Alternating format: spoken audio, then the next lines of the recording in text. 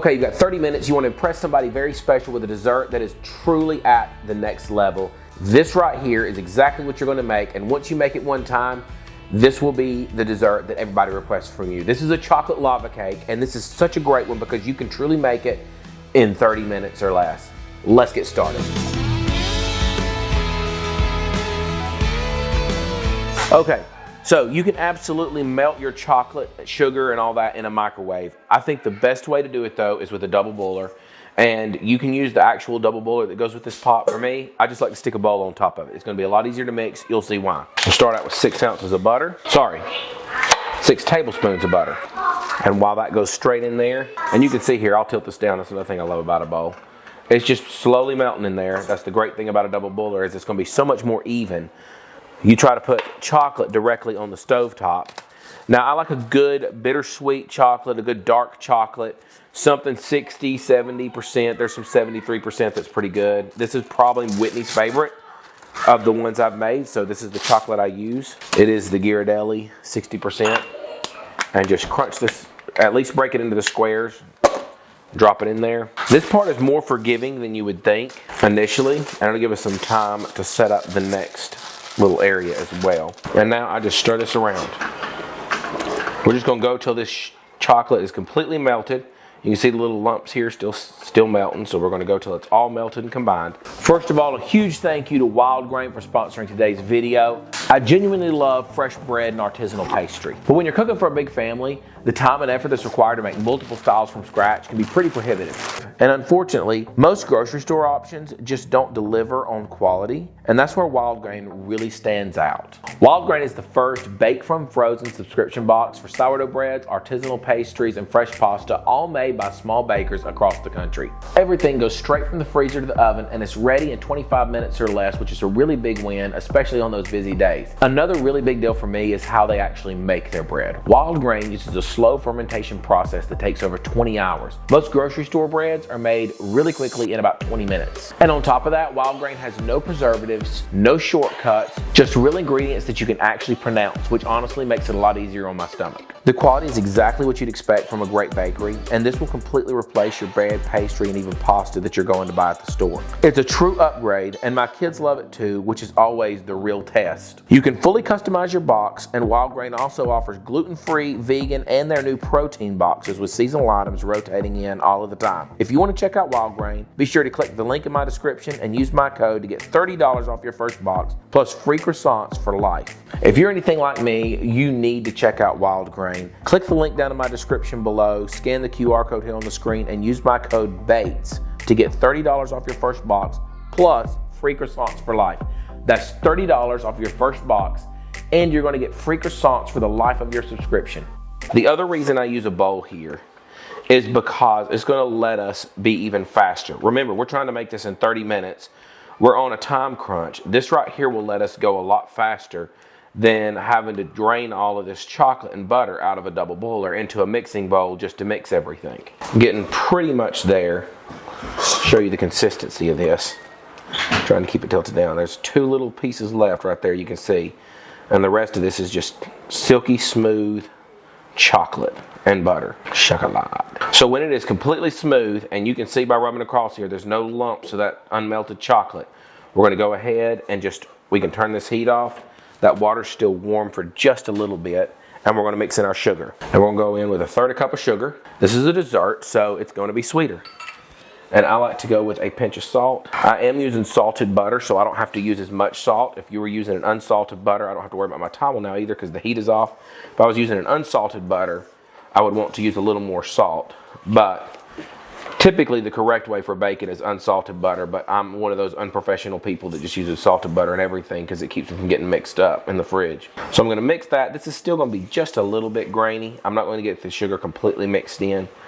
And then I'm going to add my eggs, and that's going to be 2 whole eggs and 2 yolks. Just brought a trash can over here to make it easier. And with the heat off and stuff, this egg is not going to cook into the bowl. That's the big risk of it being too hot and the egg cooking into the bowl. And it's not going to do that with this here. We're not trying to whisk it and get it airy. We're wanting this to be kind of flat. You get more of that cakey, airy texture, and then 2 yolks.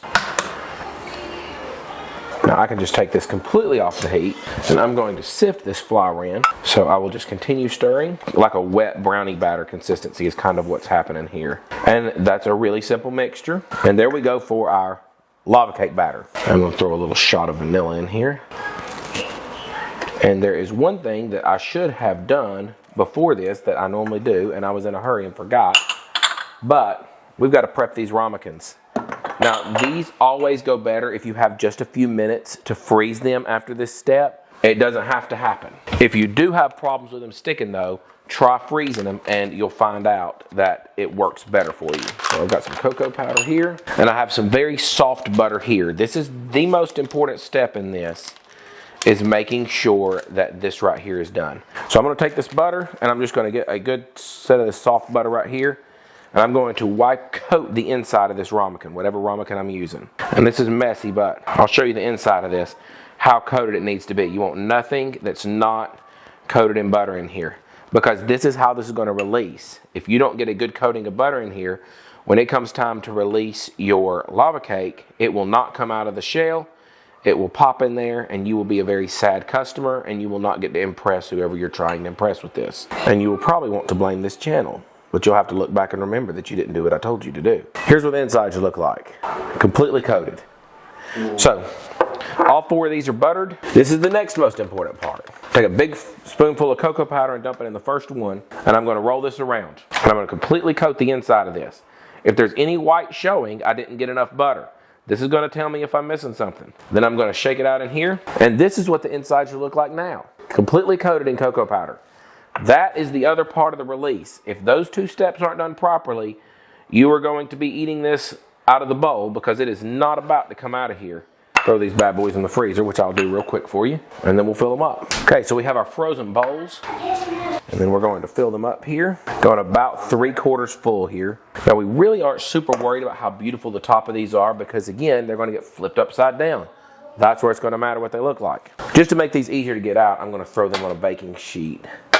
You don't want to use a high-sided pan like a hotel pan or a water-filled pan or something like this, like you would with the creme brulee, because the higher sides are going to keep it from evenly heating, and we need that bottom to get good and heated through, or else we're not going to have a fully developed outside with that lava still, and we'll just have a warm, gooey chocolate cake, which is not what we're trying to make. Start that at 8 minutes, and we'll start looking at the top to see how it looks. Now, while that cooks in the oven, we have 8 minutes to really upgrade our lava cake. A lava cake's a great thing, but we know that the best part of every food is the sauce you make with it. So let's make what I think is called a Coulis. I don't know, but it's made with raspberries and lemon, so it's good. We know that. Just a little tip here. If you're gonna squeeze something to juice it, squeeze it, roll it around a little bit first. It'll make it juicier. Good amount of that lemon juice in there. Make it good and tart. Raspberries, tart, lemon, acid. This is gonna be a really sweet and tart sauce. We'll give it some sugar, about 3 teaspoons of sugar here. I've got about a cup of raspberries in there. And I put them in a cool pan, turned the heat on, kind of a medium low. Got a good wooden spoon, and I'm just gonna smash these raspberries down in here and mix them around until this sauce begins to form and thicken. Now you could leave some of these seeds in. I'm going to strain it. If you were in a big hurry, you could have a very rustic look leaving some of these seeds in. But I really think it looks better just a strained red sauce. Now we're good and juicy, but we're very runny. So now we're going to thicken it up. We're going to just let this simmer for a little bit. That steam coming off is all the water coming out of here. It's really concentrating that raspberry flavor. You know, I've made a couple desserts with my mom, but I would say that this is the first dessert that I remember making on this channel that you can actually just stop and make it. And that's one thing that I run into a lot with desserts is I'll find a great dessert that I want to make, and it's like, start this the night before and chill overnight when I'm halfway through the ingredients. And I'm like, I don't have time to chill this overnight. I'm making dessert tonight. Well, this Valentine's Day, the next special event you have, this is one that you're going to make in 30 minutes. It's a ready to make now, and I've looked at a lot of different lava cake recipes that have overnight elements, or freeze this ball of ganache and drop this in the middle of your thing. This doesn't require any of that. You're going to be able to just turn around, make this stuff, and roll on. If you have a spouse that likes chocolate, then this should get you out of the doghouse. So now we're getting really good and thick. And so we're gonna take this off of here. And then I have a bowl with a strainer, and I'm going to go ahead and try to do this left-handed because of TV. And this won't stand up probably for me, let's see. So we don't actually have a lot of this. Just a little bit is all that makes, but that's all we need. Okay, so these are done. Let's pull these out. Now we don't want to mess these too much up. We're just gonna let them sit for a couple minutes while we make the next part. Now this is very simple. If you're doing something in a hurry and you don't have ice cream in the fridge, I do love ice cream with a lava cake. But if you're making it ahead, your ice cream is gonna melt into your lava cake and it's gonna fall all apart. If you wanna use ice cream, that's perfect. Get a good vanilla bean cream and plate it table side. Take it out to whoever you're taking it to. Put your ice cream right on top or right beside the table side because that lava cake is still hot. If you want something that is a little bit richer and not, let's just say not the same as ice cream, it doesn't melt the same. This is one of my favorite alternatives, and it is a mascarpone cream. So a half a cup of mascarpone cream, hope I'm saying that right, half a cup of heavy whipping cream, about a half a tablespoon of vanilla bean paste, and then a couple tablespoons of some sugar. These are teaspoons, so it'll take more than a couple. Now we're going to slowly get this mascarpone mixed in here so that we can whisk it. As it starts to come together, we can actually start whisking it. And we're just going to whisk it to soft peaks. We don't really want to make this super hard. We just want it to kind of come together. Now I normally will take this and let me turn around. I'll get it right up against me so that I can use the natural motion of my arm. It's very tiring to sit out here and do something like this. But for me, if I can get it right up against me, it's a lot easier. And you can see it coming together there. That's kind of all you want to get it to. All comes together in the whisk. It's ready. That's done. The raspberry stuff is done. We've pulled our little things out and they've been resting while we mix this cream. Let's go plate one up. A couple little quick things we can do. And one of my favorite, again, I told you I'm working on my plating this year. And if I'm going to impress a girl, like my wife, I want her to think I put the effort into it. A really easy one is just a big drop of sauce and then just swoosh it through the plate with your spoon. Makes a beautiful little swoosh. That's easy. Another one I like, and we'll do this one here. And I wish I had some matching plates, but I just don't. Make a line and then dump your plate up this way. And that didn't work. So what can we do? I wanted that to make a bunch of little lines coming down. Oh well, let's try this again. See if it'll work differently. I did this the other night and it looked good. Let's just start with that and kind of run down that way. We should be able to run down this way. And it's not, again. Maybe I made it too thick this time. So, based on what we've learned here, if it's too thick, just do the spoon and the swoosh. It's the easiest, it's the fastest. That one, obviously, is not too reliable. And then we can get two spoons here and make kind of a little three-sided little scoop of our mascarpone cream. Oh, that turned out nicely. I wonder if I can do it again. And then another little thing that we can do is putting a strawberry with something is great, but you want to make your strawberry look a little better. Take it and just cut almost through, like you're slicing a shallot to get ready to dice. And we'll just make a lot of little spaces here, evenly apart. And then just kind of smash down on one side. It'll open up like that. We have a little strawberry that fans out and looks a lot better. So we'll see where to put that based on how our cake behaves. Now I have a couple of these and we're going to see if one of these is ready. Wow, we're going to slide this bad boy right into the middle of that. We're going to dust it. Maybe a little too dusty. Put our little our little strawberry right here. And there's one. Another simple plating is the same as the swoosh, but it's a straight line instead of the curved line. Just trying some different things. I've already got my little mascarpone cream thing down there on that side. Let's try this. This is cooled down. I generally let them sit long enough to be cool to the touch. So let's see how this does. So this guy came out with just a little bit. Let's put him over here. He's not my favorite looking one. Busted him. Sorry guys, sometimes it happens. I took a couple of these out early at different times. I will say that's still gonna taste good, but it's not what we were looking for on the plate. Sorry, no photos of you. See, we have fails in the kitchen. We don't mean to, but we do. So, moment of truth here. Oh. That's what I was hoping it would do. Look how beautiful. This is great. Let's put that right in the middle, a little bit showing through both sides. A little tiny dust. Oh, that's beautiful. Oh, not complaining one little bit about that. Beside my poor little flop, this here looks so good. So happy about that. That just warms my heart. A little word of advice for you. If you only make 2 of these and one flops and one looks beautiful, give the one that looks beautiful to somebody special. Take the flopped one for yourself. It's going to taste just as good, but there's no reason to serve that to somebody. And there's also no reason to let it waste. Okay, if you ask me what my favorite dessert was, I'm going to have to be straight with you and tell you. It's a chocolate lava cake.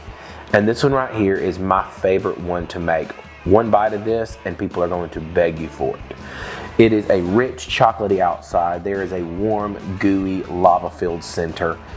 This one's paired with raspberry, strawberry for garnish, and like a vanilla mascarpone cream there. This is truly delectable. It is heavenly, and I cannot wait for you to try this.